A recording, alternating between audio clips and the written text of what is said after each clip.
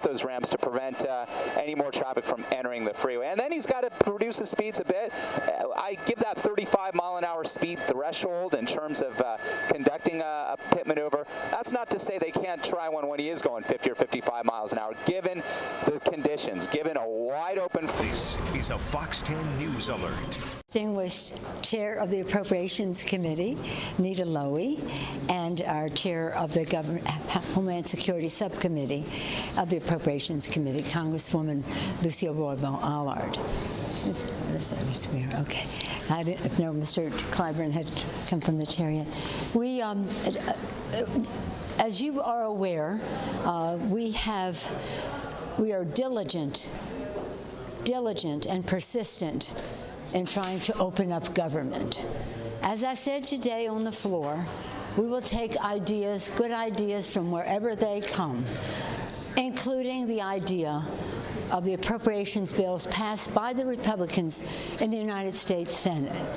They passed 6 bills, 4 of them on the floor with over 90 votes, 2 of them in committee unanimously. And those 6 bills cover 8 agencies, departments of government that could be opened just by the stroke of the pen of the President of the United States. Separate from that, we are sending what the Senate also passed, which is a bill to extend, to have a continuing resolution until February 8th, taking their exact date from the Senate. That would cover Homeland Security and give us the weeks needed to negotiate an agreement to open up government in that department. Again, we've taken word for word, and I'm going to yield in a moment after Mr. Hoyer to our distinguished chair of the Appropriations Committee to demonstrate how purely Republican and senatorial these measures were. And so we've separated it out. There are 2 votes, one on the 8 departments of government that could be open now to meet the needs of the American people. To meet the needs of the American people, to protect our borders and to protect our workers. And again, the other bill is mostly about protecting our borders. So in that spirit, I want to yield to our distinguished Democratic leader of the House, Mr. Hoyer, to talk about the need for us to open up government. Thank you very much, and congratulations, Madam Speaker, on your re-election. We're here late tonight, later than you would usually expect the Congress to be here on opening day. People obviously have things to do. They have family in town. But we're here because we sense the urgency of opening up the people's government so that they can be served by the agencies of government on which they rely. And so that 800,000 people who have been put at risk, who are worrying about whether they're going to get a paycheck next week, we're going to be worried about whether they're going to be able to pay a mortgage, whether they're going to be able to pay their car payment or their child's school payment. That's why we're here, to open up government. And what have we done? As the Speaker just indicated, we have taken 6 bills that the Senate has passed almost unanimously. Passed unanimously out of their committee. Republicans and Democrats joined together, so we have agreement on these 6 bills. Nobody's arguing about the 6 bills. They're not arguing at the White House. They're not arguing here. We have agreement. One would surely think that if we pass that, as I expect we're going to do, that the Senate would pass it, send to the President, he would sign it, because there's no disagreement. Now, there is a disagreement on the Homeland Security bill. So we have said, okay, we haven't reached agreement, but we're going to provide some more time so we can sit down as adults, hopefully, as rational, reasonable, common sense people, and come to an agreement on something that we all agree with. The objective of keeping Americans safe, keeping our country safe, and keeping our borders secure is not in debate. The only thing that's in debate are the means. We don't agree with the President's proposal. We don't think it's the proper or most effective, efficient means to keep our country safe. So we're saying, okay, we'll do what Senator McConnell did. We'll give us till February 8th, approximately 4 weeks, to come together and discuss this issue without shutting down government, without putting 800,000 people at risk, without inconveniencing and putting at risk millions and millions of Americans who rely on the operations of government. So we're hopefully going to pass that bill today as well. And I hope that Senator McConnell will put it on the floor. I hope the senators will vote for it and send it down to the president. Now, the president has asked us to come down to meet tomorrow at 10:30. And we will do that. And we'll have a discussion. At 11:30? Excuse me, 11:30. Well, he told me 11:30. Maybe the real meeting is at 10. This is going to be in the news, I'm sure. The fact of the matter is, we'll go down there, we'll talk, and Chair Lowy and Chair Lucille Roybal Allard are reasonable people. And we'll try to come to an agreement on which we can all agree. But holding 800,000 people hostage, holding the people's government hostage, is not what they expect, not what they want. So hopefully, Senator McConnell will put that bill on the floor tonight or tomorrow, send it to the president, and we will open up the people's government and then continue to do the people's business. I'll yield to the chair of the Appropriations Committee, Nita Lowey of New York. The message is very simple.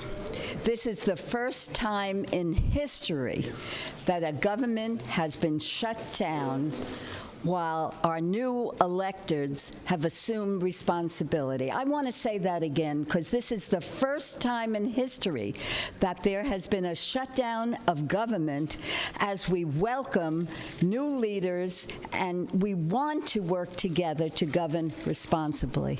As we came up with this plan, we didn't dream up a plan from the right, the left, the center.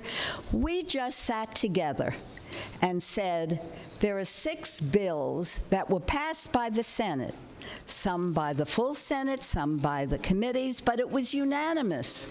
So we thought, if we want to open government and not have a shutdown, let's take that bill, those 6 bills, pass them here, and then give everybody a month to work on differences in the Homeland Security bill. This isn't very complicated. We could all talk and give you details, but I want to emphasize again, we got together, we met with our leadership and said, how do we keep this government open to serve the people?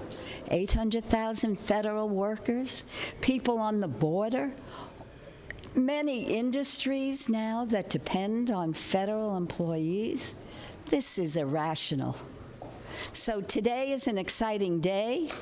We have elected a new great first woman speaker of the United States of America. Let's open the government and let's get to work because we have a plan that makes sense. And I'm hoping upon reconsideration, it will make sense to the President of the United States unless he just wants to keep tweeting and wants the government closed. But you can't be a leader of this great nation and continue to shut the government down. Well, at the risk of being repetitive, one of our primary responsibility as we start this new Congress is to reopen the government. And as you know, the biggest obstacle to doing that has been the bill that funds the Department of Homeland Security. So it only makes sense, as has been stated, that we pass the 6 bills that have bipartisan support and then do a short-term continuing resolution for the Department of Homeland Security so that we have the opportunity not only to negotiate, but to actually get more up-to-date and accurate information as to what is needed by the department, such as the Border Patrol, in being able to address the health needs of children who are coming coming across the border, because we all are perfectly aware of the tragedy of the death of the 2 children. And so they are preparing that information for us now. And this time period will give us that opportunity to get that information. But I just want to make one other point, because sometimes the discussion seems to center between, well, the Democrats, they don't want a wall, and the president does, and why can't, they just put that aside, give them some money for the wall, and move forward. The answer is that there are real national security issues that will be negatively impacted if we were to do that. Even, let's just say, even if we wanted and agreed on a wall, we still could not set aside billions of dollars and still meet the national security needs that we have here in the homeland. And let me just give you a couple of examples. Right now, we need more customs agents because there are not enough to monitor and to be able to detect the opioids and all the contraband that is coming through the ports of entry.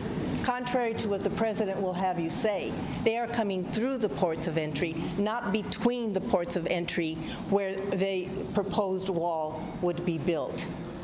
We also need to provide the funds needed by the Coast Guard for a heavy icebreaker, which the last one was in the 1970s. And there are times when there is no U.S. presence in the Arctic. And with the melting of the ice, Russia, who has 40 or more icebreakers there, about 4 or 5 are heavy icebreakers, and China and other countries are starting to move into that region to be able to claim the rich resources that are there. They are taking the lead on that. So there is a lot more at risk. It isn't just a question of do we want a border wall or we don't.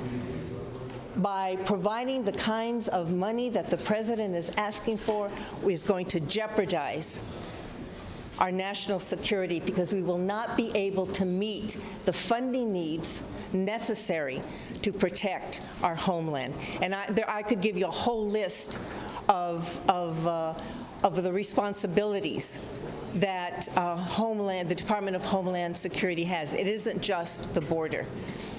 It's drug trafficking. It's protecting our air and land and sea, our infrastructure. They have a whole series of responsibilities that would not be funded by providing billions of dollars for that border wall. And so what the Speaker and our Chair and Majority Leader are proposing is reasonable. It's something that is supported both by Republicans and Democrats and those 6 bills, and a short-term Department of Homeland Security continuing resolution that will enable us to continue to work with the president, who I hope will put aside his campaign promise about building a wall and look at the realistic needs that we have in terms of our national security and work with us to make sure that those national securities are met to protect our homeland. Thank you, Cecile. Our distinguished whip, since there's a vote now, is no longer presiding in the chair and has joined us. Mr. Whip. Thank you, Madam Speaker. I think that all of us are aware of exactly what the proposal is that the Democrats have made to the White House. And basically, the foundation upon which that is made is the fact that we ought to be able to carry on our debate over the wall, over security, while government continues to operate on behalf of the American people. It's a simple proposition. 6+1 that has been proposed does that, and it allows for us to have legitimate debate on how to go forward with border security and whether or not to build a wall. I see very little morality in visiting misery among families, keeping uncertainty in our governmental structure while we carry out this debate. We can do both things and do it in a way that the American people, I think, will be pleased with us as their legislative representatives here in the Congress. So I would hope that after we pass this legislation that we're going to pass, that the Senate will act promptly and send it to the President, and hopefully we ought to do this within the next day or two so that the American people can begin to go on with their lives with some degree of certainty and stability. I appreciate that. I just want to add one thing. What we're asking the Republicans in the Senate to do is to take yes for an answer. We are sending them back exactly, word for word, what they have passed, whether it's to cover the 8 agencies of government, and exactly what they passed in a continuing resolution until February 8th. Why would they not do that? Is it because the president won't sign it? Did they not hear about the division, co-equal branch of government, and that the Congress sends the president legislation, and he can choose to sign or not? But to choose to keep government shut down by rejecting what the Republicans themselves have written, not us, that the Republicans themselves have written. So there's something very wrong with this picture. It can't possibly be that the president is saying, I will never sign what the Republicans in the Senate have written. There's something very negative about the role of government meeting the people's needs and doing so in a timely fashion, because when government is shut down, it's billions of dollars of cost to the economy, not just for public employees and meeting their needs. It's about the economy that is affected by it. Ask any cab driver, luncheonette, or whatever when they see their receipts turned down. So we're just saying to the Senate, we didn't alter any language. We just are sending you what you have passed. Take yes for an answer. Open up government. Give us a month for us to negotiate what this package could be to protect our borders, because border security is a priority that we all have. It's a responsibility that we have. We take an oath to protect and defend. So you can't say if you're not for the wall, you're not for border security. That is a very false statement. So we're just saying, let's make it easy for you. Do what you have already done. Open up government. Let's have an adult conversation about how we protect our borders. And let's listen to people who know what they're talking about, like Congresswoman, Madam Chair Lucille Roybal-Allard, about what the opportunity cost is of spending $1 billion on a wall. Madam Speaker, at some point, do you have to give the president what he wants, if only because there are hundreds of thousands of federal workers who can't afford to go without a paycheck anymore? The president cannot hold public employees hostage because he wants to have a wall that is not effective in terms of its purpose, not cost effective in terms of what opportunity cost it is of federal dollars to spend. And the president has said Mexico's going to pay for this. Come on, let's anchor ourselves into reality. Mexico is not going to pay for this wall. So no. Speaker Pelosi, thank you. What about, Mitch McConnell said just this afternoon, he said, let's not get off on the wrong foot with House Democrats. He's essentially portraying these two bills tonight as messaging bills. Do you view that as him trying to set up the House as a foil, so he can say, wait a minute, they're just off? You're going to have to ask him. Is there any situation in which you would accept even $1 of wall funding for this president in order to reopen the government? $1? $1? $1? Yeah, $1. How high was you willing to go? Are you willing to go? No, you said $1. You said $1. So how high are you willing to go? Well, that's not your question. You said $1. My follow-up question is, The fact is, wants to cut a deal. wall is an immorality. It's not who we are as a nation. And this is not a wall between Mexico and the United States that the president is creating here. It's a wall between reality and his constituents, his supporters. He does not want them to know what he's doing to Medicare and Medicaid and Social Security in his budget proposal. He does not want them to know what he's doing to clean air and clean water and the rest in his Department of Interior and of EPA. He does not want them to know how he is hurting them, so he keeps the subject on the wall. He's a master of diversion. We're trying to open up government. We're giving him a mature path to do so, not in our language, but in the Senate language. I'm just going to take one more question. You remember times in this body where leaders at both ends of Pennsylvania were willing to put country above party. Vice President Pence came up here just before Christmas and made a deal on the wall, offered a deal on the wall to Senator Schumer, in which he more than halved what the president was requiring, more than $7 billion. He halved it down to $2.1 billion. You rejected it out of hand. No, I didn't reject it out of hand. He didn't make it to me, but before his wheels were even up off the Capitol, the White House was saying, we reject that. We're not going below $5 billion. So, I mean, if you want to tell that story, tell the whole story. The White House immediately said, now they're saying $5.6 billion.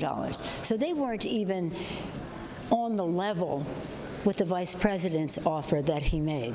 And so if you want to, again, say something better, go to them and say, why don't you stick with what you offer? The president said on January 9th, 2017, in the White House, in public view, many of you were in that, I don't know if you were, but your affiliates were in that room.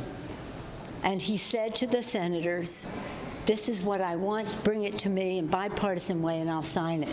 He said that publicly, and then he walked away from it. He had a meeting with Chuck Schumer and me on the subject of the Dreamers. He said he would do this or that, and then he walked away from it. So understand this. You can't have an agreement that people are going to walk away from, and that is what they did time and time again. Over each other. You're not negotiating in any way. We're not doing a wall. Does anybody have any doubt about we're not doing a wall? So that's it. Are you worried about backlash? Are you worried about backlash? No, it has nothing to do with politics. It has to do with the wall is an immorality between countries. It's an old way of thinking. It isn't cost effective. And the fact is, as Congresswoman Lucille Allard said, there are things we could be doing at the ports of entry. First of all, if you want infrastructure, we need more infrastructure at the ports of entry. If you want to detect drugs, as we all do, then there is a technology that can scan these cars coming through. We're spending about $40 million. We should be spending about $300 million to do that. And that's by the Border Control people's own numbers. So there's so many things that we can be doing to maintain who we are as a country. You don't live on the border. Maybe some of you do. It's a community with a border going through it. And if they're saying that these drugs and this or that are largely coming through the ports of entry, beef up the ports of entry to do that. But there's no reason. The wall, in my view, is an immorality. It is, again, a waste of money and opportunity cost to protect the American people. But it is a diversionary tactic on the part of the president. And now he wants to use the shutdown of government as taking these public employees, and not only them, but the people who are served by them, hostage to his wall. Thank you all very much. Thank you.